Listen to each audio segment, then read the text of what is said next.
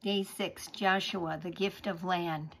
Land, land flowing with milk and honey, promised land, holy land, Canaan land, the land.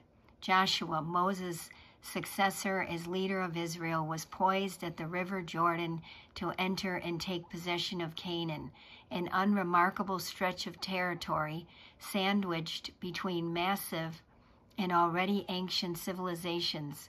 It would have been unimaginable to anyone at the time that anything of significance could take place on that land.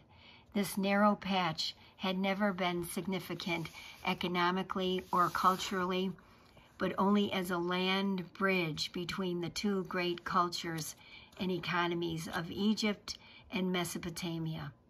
But it was about to become important in the religious consciousness of humankind. In significant ways, this land would come to dwarf everything that had gone on before and around it. The people of Israel had been landless for nearly 500 years. The fathers, Abraham, Isaac, Jacob, and his 12 sons, had been nomads in the land of Canaan. That was followed by a long period of slavery in Egypt, over 400 years, a miraculous deliverance into freedom led by Moses, and then 40 years of testing and training for living as a free people under God's guidance and blessing. The company camped at the Jordan on the day that opens the book of Joshua had nearly half a millennium of slavery behind them. They were a disposed ragtag crew and only very recently set free. The transition from being landless slaves to land-holding free men and women was huge.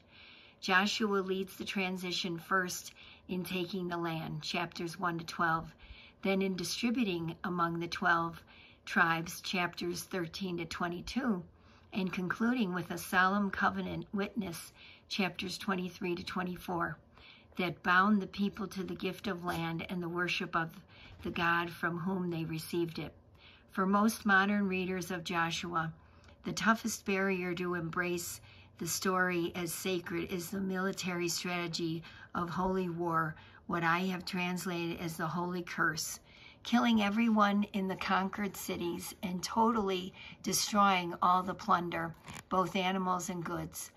Massacre and destruction, no survivors, is the recurrent refrain. We look back from our time in history and think, how horrible, but if we were able to put ourselves back in the 13th century BC, we might see it differently, for the Canaanite culture was a snake pit of child sacrifice and sacred prostitution practices ruthlessly devoted to the using the most innocent and vulnerable members of the community, babies and virgins, to manipulate God or gods for gain.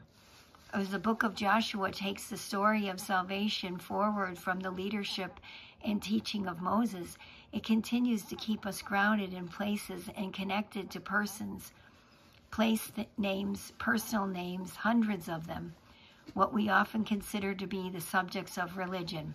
Ideas, truths, prayers, promises, beliefs are never permitted to have a life of their own apart from particular persons and actual places.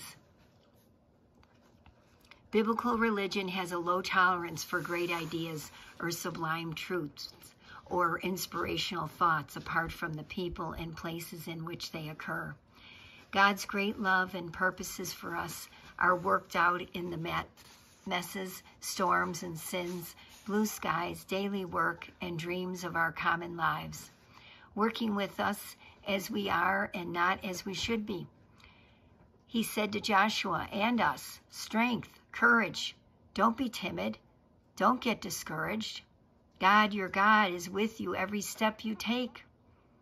People who want God as an escape from reality, from the often hard conditions of this life, don't find this much to their liking. But to the man or woman wanting more reality, not less, this continuation of the salvation story, Joshua's fierce and devout determination to win land for his people, and his extraordinary attention to getting all the tribes and their families, name by name, assigned to their own place is good news indeed. Joshua lays a firm foundation for a life that is grounded. Well, praise the Lord. Thank God for this information. Thank God. Have a great day. Praise the Lord.